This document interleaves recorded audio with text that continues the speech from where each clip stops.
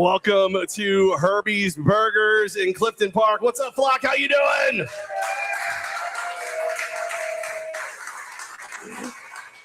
My name is Jeff Levack, but I am sitting next to the head coach, the general manager, the professor of your Albany Firebirds, Damon Ware, everybody. Coach, I tried to get Benny Ice to get here before you so that he could get a picture of the standing ovation you got when you walked in, but he's running on Ben time, so he got here about 15 minutes after you. But Ben, trust me, we can reenact it if you want to get the video. There he is. We can reenact it, Benny. I literally called Ben today, Coach, and I go, hey, look, I know that this group of fans, this flock, is not going to let Damon Ware hang his head for 2 seconds. Let's get video of him walking the door. You got it, Levack. I'll be there at 5. Coach showed up at 5 minutes to 5.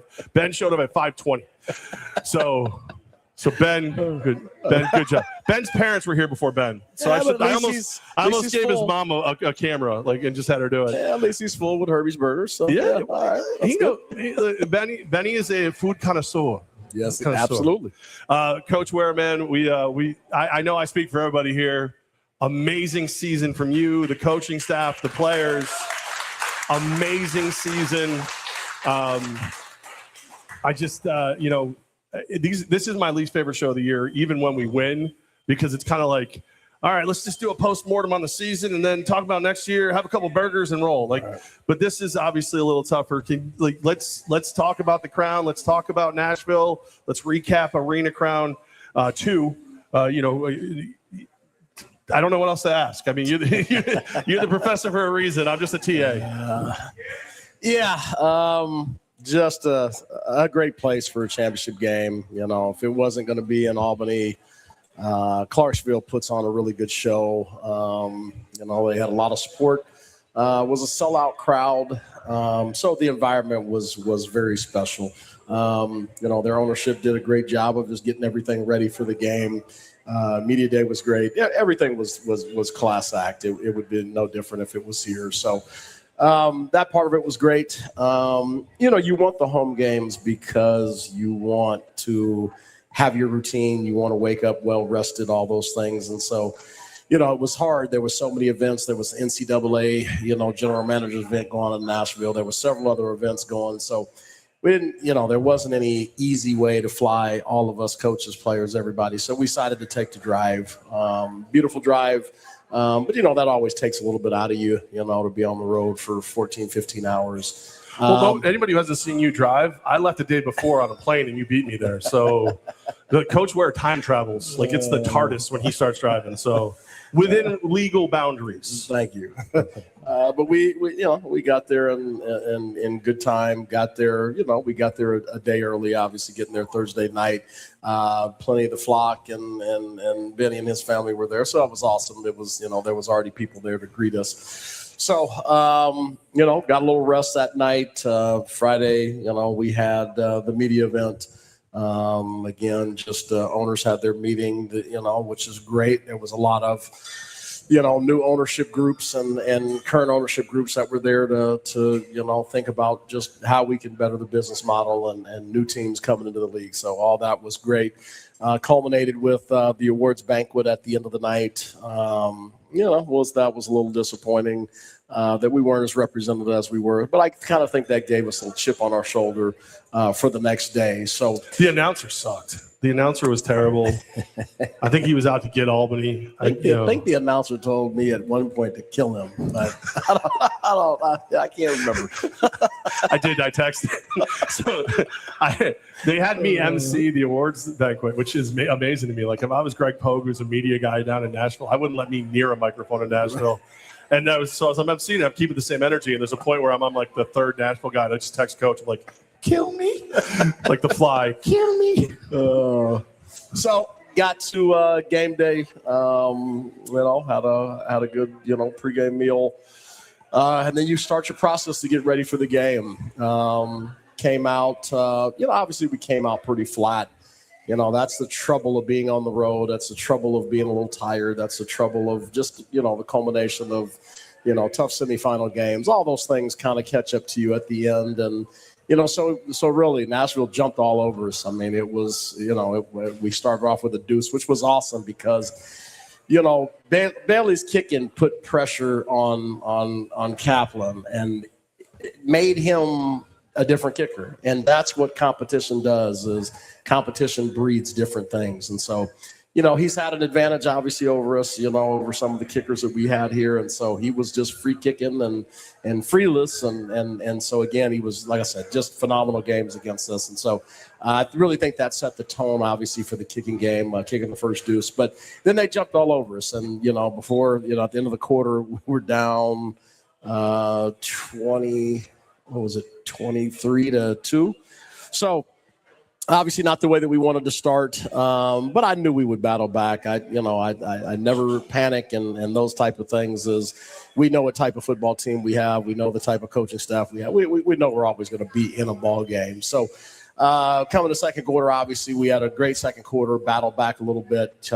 We were getting the ball in the second half. So they kicked a late field goal. We were down within one possession, and then again, which is kind of influences kind of how the end of the game goes. They kicked the last second field goal of the first half, so we went in at halftime 33-22. So we were down 11 points, and we had hoped to be down 8 points and be able to come out and take the lead. But the second half was just it was a chess game of two very good coaching staffs, chess game of really, really good athletes. I mean, obviously those were the two best teams in the league, bar none. There's no question about that. And so it was just a really, really good football. Our defense stepped up in the second half, started getting some stops, and we were able to take the lead. So, you start the game down 21 points in the first quarter. We battle back in the third and take the lead 36-33. So that's, that just the resilience of our players. That was phenomenal. I just couldn't have asked for anything better. Just, everybody being on, just on top of their job, me screaming and yelling at the coaches, just make sure we don't miss anything. We got to see every little detail because this is that type of game where the smallest thing was going to win it. Then like I said, we made a couple mistakes, midway through the second quarter. We took the lead 36-33. Marcus Smith made an interception. So we really thought we could go in and take that 10 or 11 or possibly with a deuce, maybe even a 13-point lead at that point, and really kind of change the whole game and really take the momentum. Went 4 and out in a series. So like I said, they came right back and took the lead. We came right back and took the lead back. And then, again, we had another turnover. So another opportunity for us to go up by 2 possessions. We came out, we fumbled the ball on the first play. That was kind of a dagger. At either moment we get up that 10, 11, 12, 13 points, that really makes other teams. It makes you have to really, really gun and put your foot on the pedal. So that's what we really wanted. We knew that if we could get him in that, one thing, Tyler Coker likes to do is get the ball out of his hands fairly quickly. So we felt that if we could get them behind that second possession, obviously we could, force him to throw the ball longer a little bit more and force a couple more turnovers before the game was over. So that fumble was big. But again, we still battled back and it was just a back and forth affair. We just kept, then we tied the game up. Obviously at 53. So that was, that, like I said, that was huge. So, there, like I said, the ending series, I've watched the fourth quarter probably 20, 25 times already. There's times where you could second guess what you're doing, but the fourth quarter was played so well by both teams. It was, I got a call from a coach, another, highly touted coach after it. And again, he said it was a master class of coaches just kind of going against each other. And so, again, those are always good things to hear. But, like I said, so we came down after we scored and they onside kicked it. And so hold on, though. I think this is the part that I really want everybody to hear about because I saw a lot of armchair quarterbacks, head coaches. I was standing next to some of them. The final 57 seconds of this game was 100% a chess match between two of the best coaches in all of arena football. I would say the two best coaches. So everybody listen up to the thought process here if you were questioning this, because this is really what the arena game is all about. Yeah. So we really had hoped that they would kick the ball deep, because we just didn't want to be in that end. We wanted to take as much time as we could, kind of dink and dunk our way down the field, which we're very good at, and then score with very little time on the clock. So when they onside kicked it, which was a good move on their part, because I seen their fans, oh my God, you guys threw away the game. Everybody thinks they know football, and it gets ridiculous. Everybody's so great. I just think there should be 1,000 football teams that are just owned and operated by the smartest people in the world. But anyway, so like I said, we really didn't want the ball down there.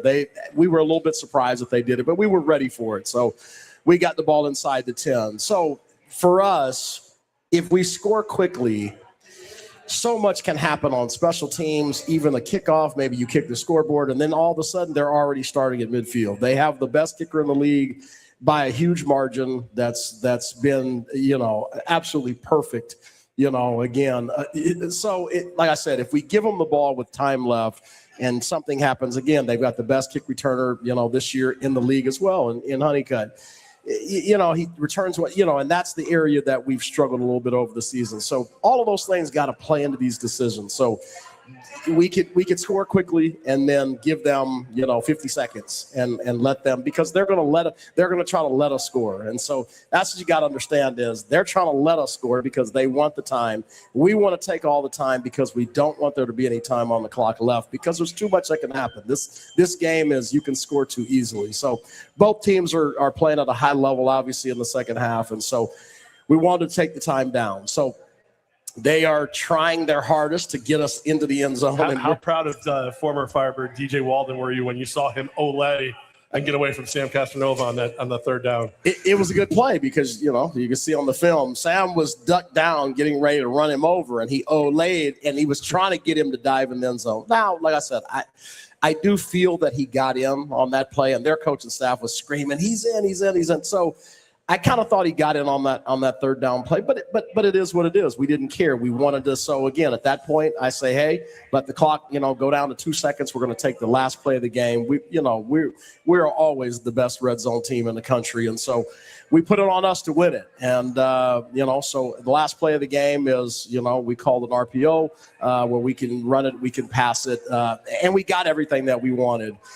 Sam could have, like I said, they brought in another big guy. So in our conversation is, hey, they've got all their big guys. So they're going to stop the quarterback sneak. And so we're going to have to, like I said, so that's why we put in the throwing as an element. And then again, if some lane opens up again, go ahead and take it. So had that conversation. If you see the play, you see DB comes open right away. They don't even cover him. They loaded the box, obviously, to stop. And so, like I said, I think maybe we should have went pass first, run second. So Sam tries to jump into the end zone. We got stuffed pretty good, with their bigs. So he bounces back, which just luckily he's still behind the line of scrimmage, because if not, game was over anyway. And then there was DB wide open. We threw the ball a little high and again went through his hands. And so we really had 2 shots at winning that game. And so, that's where there's no anger in it for me, as we had our opportunity. We can talk about, hey, the defensive end jumped. We could talk about, both their DBs covered the referees so they couldn't see anything, which was brilliant, on their part. So that was just a ton of really good football going on at one time. I really feel that's one of the best officiated games that we've had all year. And especially, you guys know how I feel about Nashville. I never like going there because of the officiating. So they actually did a tremendous job on just calling a very fair game. So I couldn't be mad at officiating. I couldn't be, mad at some couple things that were missed. We had really 2 shots to have won the ball game, and we just came up. Like I said, that's the part that hurts the worst. We came up 6 inches short, and we're gonna have to live with that small piece, 6 inches for the entire 2026 offseason. Are the kids in here? I wouldn't mind living with 6. All right, so sorry. So as we, all right, I see a lot of people who are, are commenting. They're asking questions like, how long do you mourn a game like this, stuff like that. Do you mourn it at all when considering the fact that you and our bet are so good and you're so close and have so much professional respect for each other? Like I said, there's no anger. It's not like an angry feeling. In 2024, losing the championship was more of an angry feeling. There was things that happened that were out of my control that I just felt prevented us from winning the game. This game, we gave it everything we got. It came down to the last play. It came down to the last 6 inches, and they just made the play. And so, I love that organization. I love, again, just that environment is hostile. It's they are mean and savvy, and it's just great. And I like I said, I absolutely had a tremendous time at the game. So I'm not mad. It just stings. There was, like I said, I'm sure if you hear the audio in the fourth quarter, I'm telling guys, there's just no doubt that we're going to win the game. So all we got to do is manage these couple little things. And I really just didn't, that was the hardest part, is I really believed that we were going to win the football game. I really believe we have the momentum. I thought that again, down the stretch, we were playing some really good football. So like I said, when it comes down to 6 inches, that's what makes it a little more painful. It was just 6 inches. It wasn't like we got beat by 2 touchdowns or 21 points or something. It was really, we got beat in 6 inches. And so, that'll carry all the way through the offseason. I mean, it'll be no different than 2024 is. It will carry, throughout the offseason. It'll spur change. I mean, anytime you lose in the big moments, you really got to get back to just really, really harshly evaluating everybody around. That's coaches, that's myself, that's all the players. And again, we will, just come to the drawing board. This is my favorite part of the year, is just the recruiting. It's, we had so many injuries this year. So that was another thing, just all the adversity that we had faced. And, it's hard to consistently just come up with these big time players within days. It's, 3-4 guys go down. I have to find these guys, get them to practice, and get them ready for a game the next week. It's almost impossible. Just being in the position that we were in. That the amount of times I would do payroll, and the people would look at it and go, "Who's this guy?" And I'm like, "That's our new offensive lineman. Coach signed him yesterday." So it like I said, we had games where guys hadn't even practiced with us, and we had to teach them at the hotel. This was a tough season. This was a season where I felt like I coached training camp for the whole season. I mean, there was so many new guys and new things to teach, and you never really get to just game plan like you want to in the second half of the season, because you've got all these new guys. It's always coaching and teaching and coaching and teaching and coaching and teaching. And you don't really get to sit back and sometimes just worry about game planning and these other things. So this season was tough. It was a lot of adversity. I'm just super proud of our team, of just all that we accomplished through all the adversity. It just, this is a season where I am just super tired. I'm exhausted. And like I said, I'm just not ready to do anything harshly right this second. I need a few more days just to continue to recharge the battery, and then I'll jump right back into the recruiting. So it definitely will spur some change, as it always does. You learn a little bit more about what you want and what you don't want every single season. And so every single season I feel just, again, the need to be more innovative in our approaches. And also, again, just sometimes, you've got to try different approaches to get what you want. But ultimately, again, we have a real idea of what we really want to be around here. And also, the system works. I mean, it's pretty obvious. You go to 3 straight championship games with all different people. Our system works. What we do here works. And, at the end of the day, we're one of the best destinations in the country. We've got Flock Support, who does a phenomenal job for our players. We have everything you want. If you want to come and get better and be developed, this is the destination to come to. There might be places that are easier that you don't have to put in as much time or whatever. But if you want to develop and give yourself a shot to play for a championship and have the opportunity to see upper-level teams, see your name and see your film, this is the destination to come to. Biggest compliment I can give. Yeah, give it up. Come on, Flock.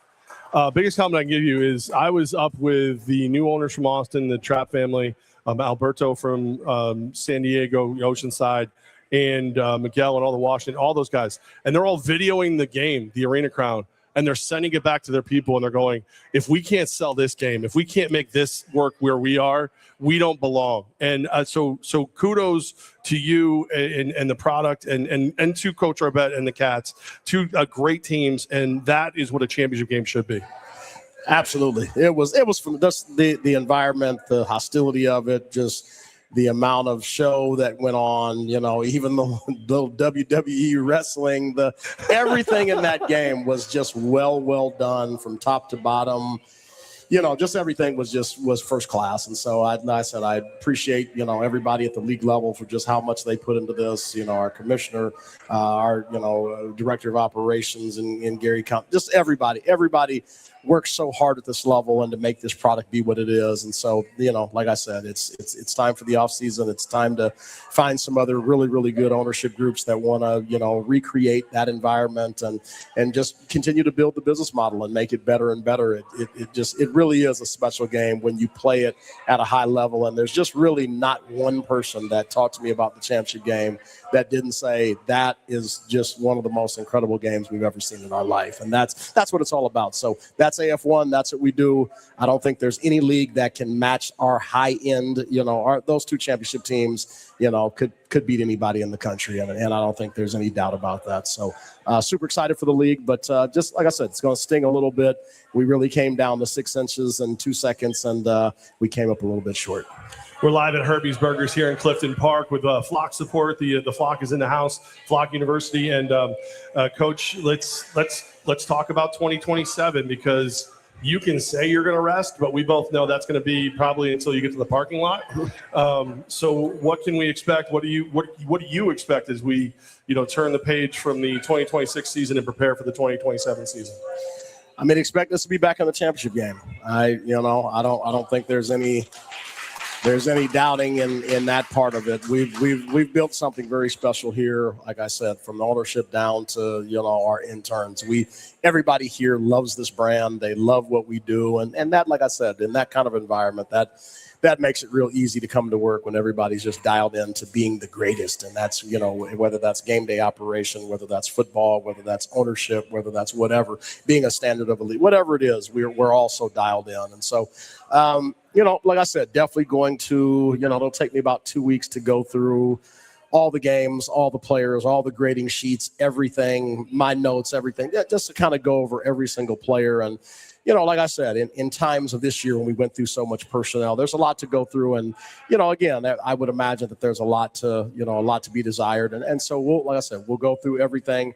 We'll self-scout everything. I'll go over coaches and get everybody's exit interviews done over the next, week or so, and then finish off my evaluation. And then it'll be time to, start again, getting our board together for next year. And, as always, there'll be plenty of change. I know our flock and our fans always find guys and they get close to them and then they freak out when we move on or we sign other guys. And, you just never know what happens in free agency. There's going to be players that get offered more money. There's going to get players that want to stay closer to home. It's always something but at this level, it really isn't a level where you're going to bring back 25 guys every single year. So this level is more, for lack of a better term, it's the JUCO for the NFL. It's where guys come in, build development, and there's a shelf life to it. And obviously, again, we adhere to that kind of a process. We want guys to come in and learn and develop, and that's my favorite part, is to teach. And so,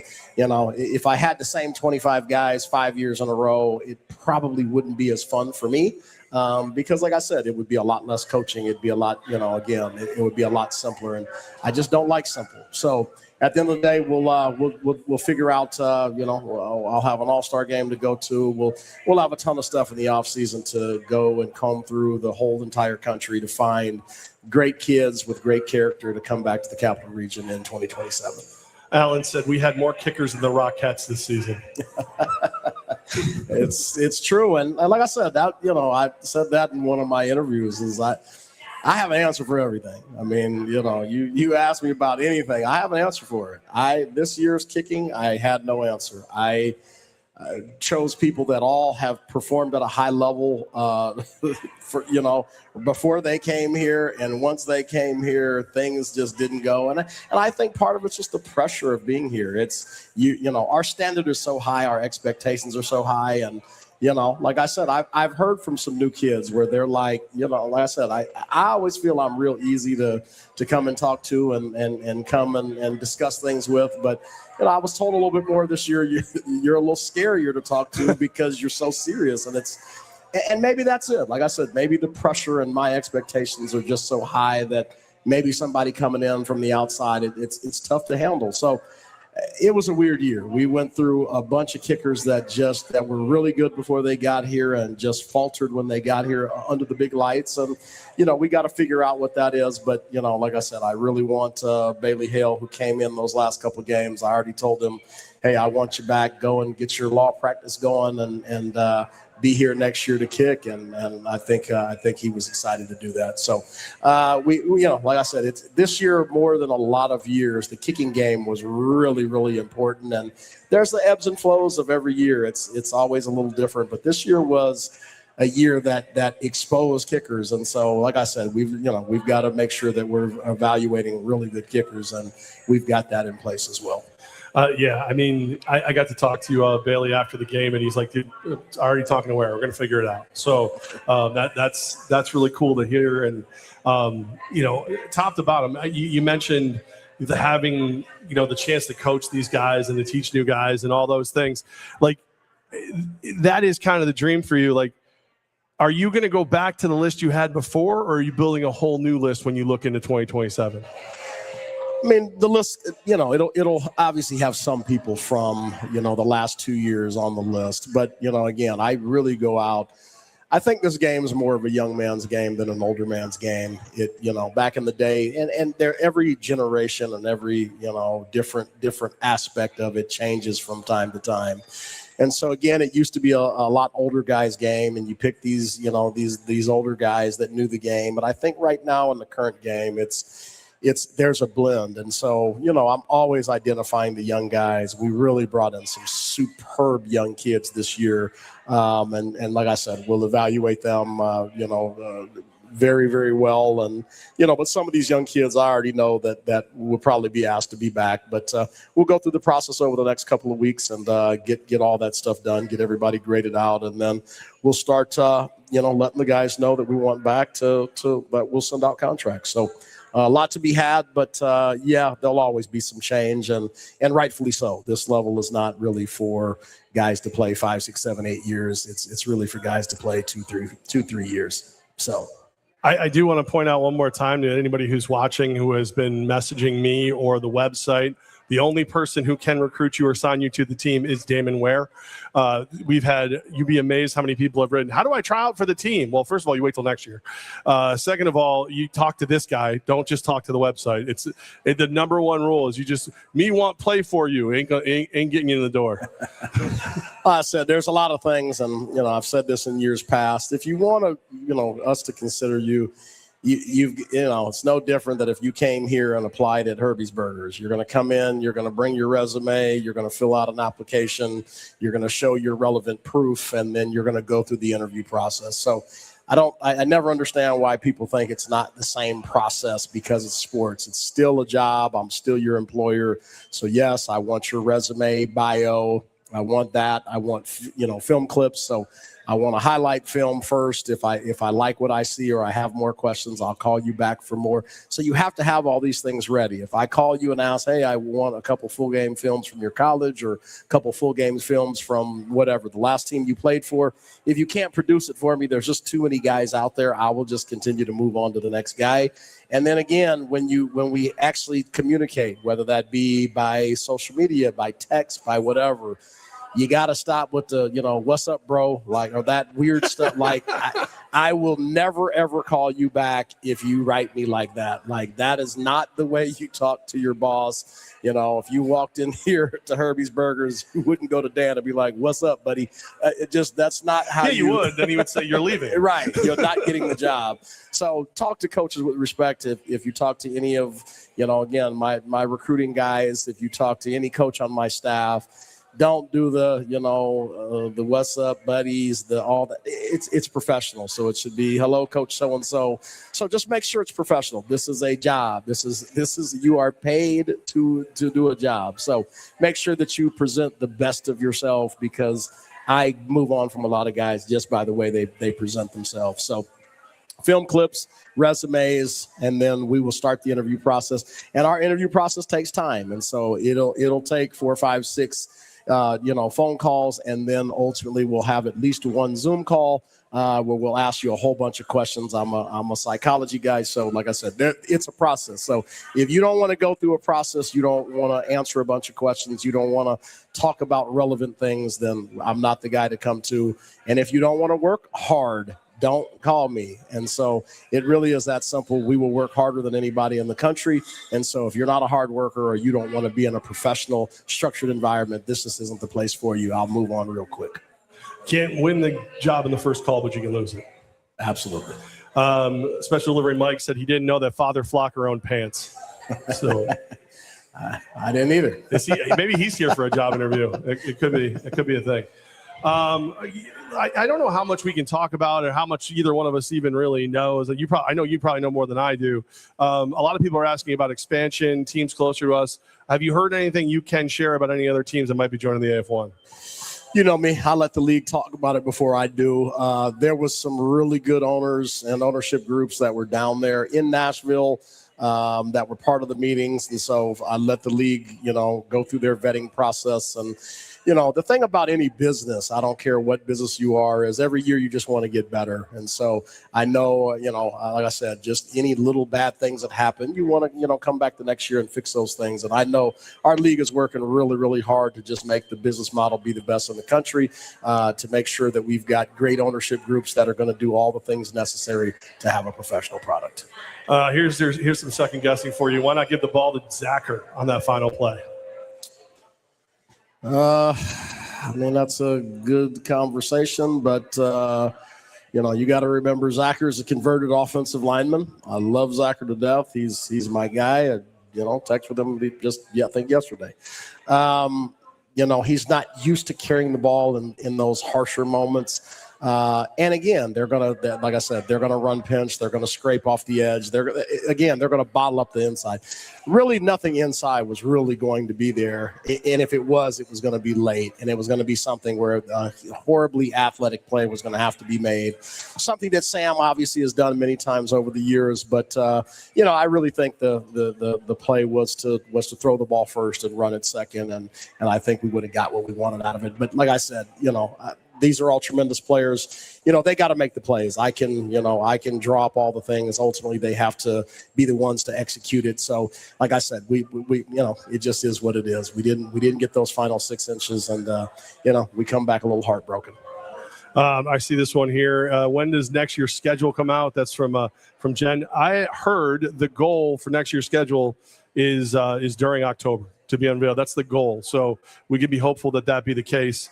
How much easier is your life if you know the schedule as early as October?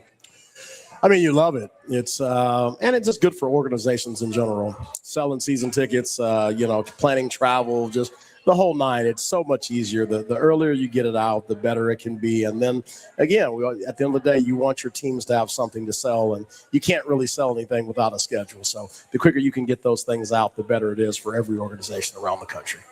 Alan wants to know how the guys are doing. He said, I'm sure some of them are crushed. Yeah.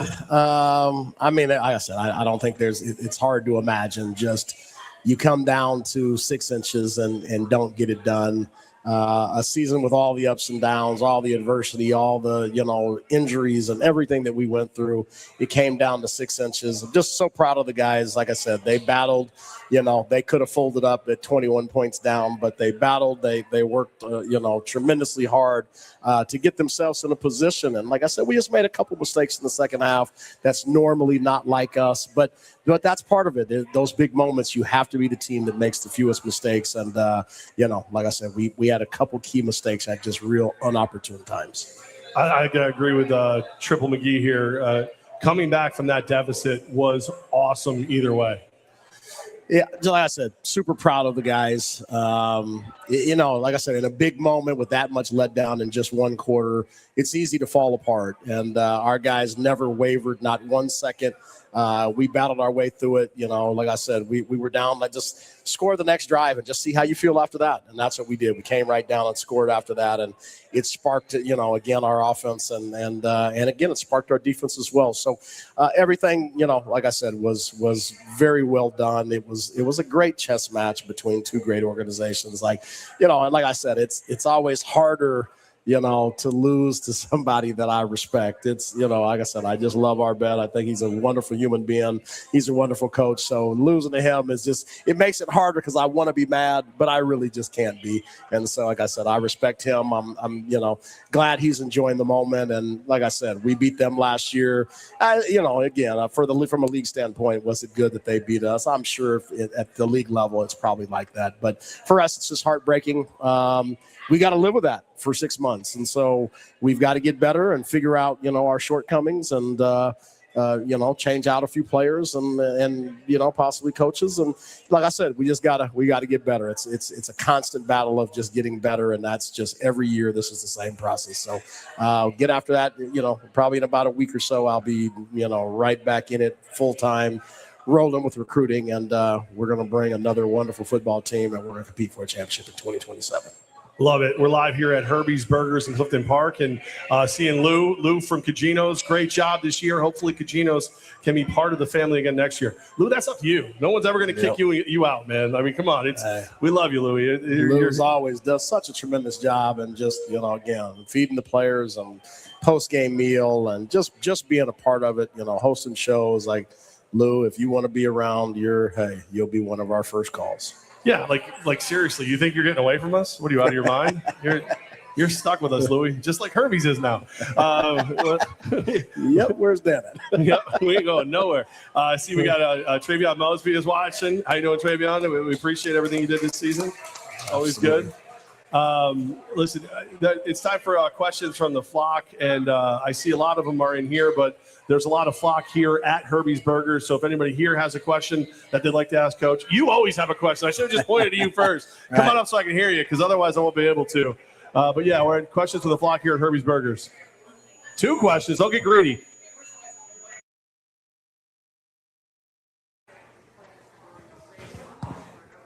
He's congratulating you for the great work. Thank you so much. I appreciate that.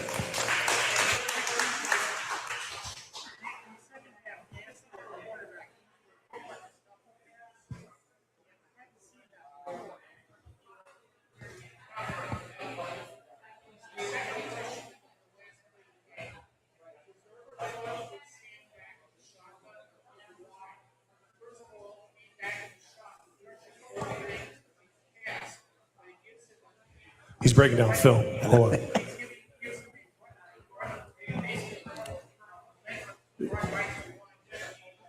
So the 2 questions were, is the shuffle pass you've never seen it before, is it legal? Is that what the question is?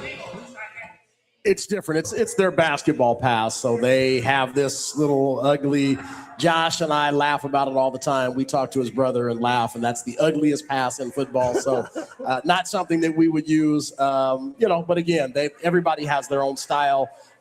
It is unique. I've never seen anybody else do that except for them. So if that works for them, that works for them. As far as the goal line, being in shotgun, it's harder to protect. And when they load it up, they put a defensive in at their jack. They've got defensive, linemen at the MAC. So they have 5 defensive linemen in there. It is really hard to protect in shotgun and have that much space between you and the line. And what happened in the game is, we really did not get off the ball very well. They blew us back, especially in the middle of our O-line. Wouldn't have mattered whether we were in shotgun or not. My thing is just, I think we should have tried to look at the pass first and then come back to the run. We knew they would pinch in, and if we would have gave it just a split second more, I think we would have executed that play a little better. And I know, good answer, Coach. Good answer. Is that we go to the board? It's there. Well, also, I know last year there was talk because of the concern of the tush push in the NFL. You can't tush push out of the shotgun. You can't tush push at all anymore. At all. Okay.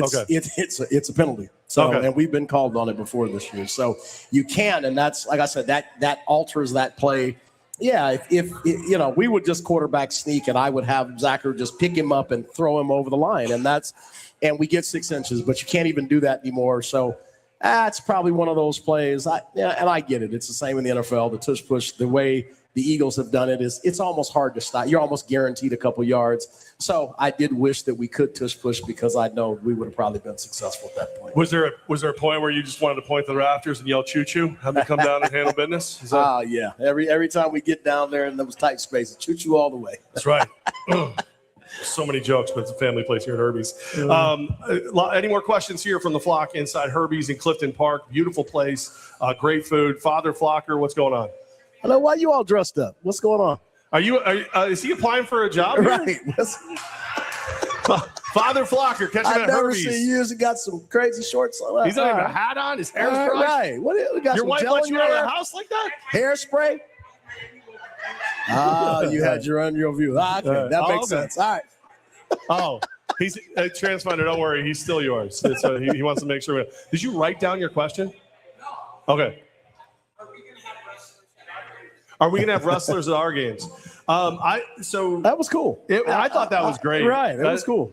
So there was a point before the game, and I'm probably not supposed to this is kayfabe. So look out, Ben. This is wrestling's real, Ben. Okay. No, it's all real. It's all real. But there was a point before the game where the guy that he beats up, they didn't know if he was going to make it. It was this close to being me. Oh, no, that would have been. I'm like, he goes, I know Kelcher. You really are MOATOS. Oh, dude, whatever it takes. He goes, I know Kelcher and Core to kill me, but would you do it? I'm like, yeah, beat the hell out of me. I don't care. Whatever. Just do something wrong so I can sue. I'm unemployed. Yeah. Oh my God. This is a little workers' comp for Choo Choo. Let's go. Bring the train into the station. But that was pretty cool. Like I said, that was obviously they've got some wrestling in the background, so that was really cool though. I thought that was a really cool part of the game. They put on a great show. I mean, you can't take that away from them. They put on a great show. I know for a fact that Matt Woods was looking at stuff going, hey, I like that we do this better than the way they do it, but then this thing, he was taking notes like a pro he is. But yeah, it was very cool. But yeah, Father Flocker, are you volunteering to wrestle? You are? All right. You want to beat your husband on the field next year? You want to beat up your husband on the field next year? Do I say what? No, I didn't say. Is there booze in the milkshakes? There is. Okay, all right. I don't know. I said, you want to beat up your husband on the field? I've got a speaker and everything. She just must be angry. She's an angry elf. Any other questions here at Herbie's in Clifton Park from the flock? Besides Corey back there is angry. Tons of love for the Klugos because I've been joking, and they gave me. I can't even lift this thing up to show you. They adopted me, and very nice bag too. Yeah, considering the fact that I'm unenjoyed for a little while, this is gonna. I got a C4 beef jerky and dude wipes to get me through at least 2 to 3 weeks. Thank you very much. I appreciate it. You don't need the dude wipes after all that. Yeah, well, cleanliness is next to godliness. Yeah, true. That's it. All right. Any other questions here at Herbie's? Everybody, how are the burgers? Everybody have the burgers? Love them, man. Very good. We will be doing a future one at the new Lark Street location. It's supposed to open this weekend. It's going to have an arcade and a bar in it. 3 guesses where you'll find me. I love Teenage Mutant Ninja Turtles. What do you like? What? So that's obviously we're very thrilled to have Herbie's as a partner here, as a part of this, and to all the sponsors. We talked about Cacinos, IHOP, everybody who's been there for us, and Transfinder, and I mean we're going to be putting out thank yous individually to all the sponsors, but Flock, if there's one thing I could ask of all of you, support the ones who support us. It's so important that you come to a Herbie's, that you go to Cacinos, that you go, to IHOP, that you go to Katie O'Byrne's, you go to Alley B's, just all of them. They're so good to us. Go to the website, firebirdsaf1.com, check the sponsors next time, because we all do it. Where are we getting dinner tonight? Go check the sponsors, and you're going to see something on there that you want to do, and when you're in there, just be like, yo, Coach Ware sent us, and they'll take care of you. I just made the camera come in tight on us with whatever I just did with my hands. So we just really appreciate everybody. We appreciate everybody here at Herbie's, all the flock. You guys are amazing. Coach, Coach Ray, we love you. RNC Dealer Services, taking good care of us, sponsoring the flock. Yep. Dude can warranty a bicycle. Okay, he'll take care of you. If you got those Healy sneakers, he will get you a warranty on them. Don't worry about it. What else, Coach? I mean, this is the season finale. We got to go. See you guys later. Oh, hey. There it is. Hey. Mike Cordo enters the building. Gina Corda. This is always the sad that it comes to a close. It's we see you guys every week. It's we interact with you for 6 months, so it's always sad when it's over a little bit. Obviously, we'll have some shows in the off season. We'll see you guys around. We'll have some events, but it's that constant weekly times of coming together face to face and or seeing you guys at the games. That's always the sad part of the end of the year, but we will be back strong, and we'll be looking forward to you to support us again in 2027. Absolutely. Thank you so much, Flock. You guys are the best. You're absolutely the best. Can't wait to get home later and have Tommy Gross already be in my driveway and Sam taking pictures. It's exciting. Very excited. All right. Thanks again to Herbie for hosting us. We really appreciate you. Thanks to the Cordas for putting up with arena football since 2021. I'll say that right now. I'm just leave my man alone. I mean it, and in all sincerity, everybody always goes, "How can you guarantee there's going to be football in the capital region as long as you take care of them?" And by the way, if you ever have fire or water damage, Balfour Property Restoration, restoring more than just property. There you go. Good pivot.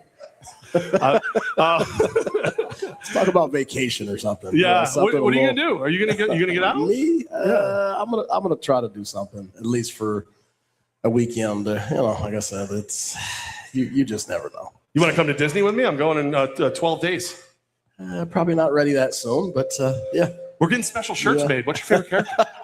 Oh yeah, I'm going all in. I'm leaving my dignity. You get the little ears and everything. I don't wear the ears very often, but I will have shirts that have the ears on them that talk about my birthday. Yeah, I'm leaving the dignity at the gate, people. I'm not. There's no. This is. I'm going to drink around the world twice. It's going to be great. It's going to be great. Can't wait. Right. Can't wait for the pictures and the stories. Yeah, I can't wait for the pictures. Like the boat last year. You going on another cruise this year? What are you even hanging out with Ray's family too much? I'm just asking. Huh? Maybe you want to try it again. I was going through some stuff on my computer to make sure I had everything for the end of the season, and I found the receipt from that, and I almost cried. Oh,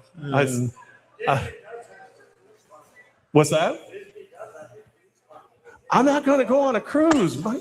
Special delivery, Mike. Go deliver something. Somebody waiting for a FedEx package somewhere. This man risked getting kidnapped to get off the boat. I did, and I'll do it again. Well, if I ever went on a boat again, I'm not. The only cruise you'll see me on is the Dutch Apple Cruise Line, also a sponsor of your Albany Firebirds. No, that's it for me. That's it. Thank you. No cruises. No, I'm buoyant enough. I don't need a boat. All right. Thank you so much to the flock. We appreciate you guys so much. You're the best. Thank you, guys. He is the head coach, the general manager, the professor of Flock University, Damon Ware.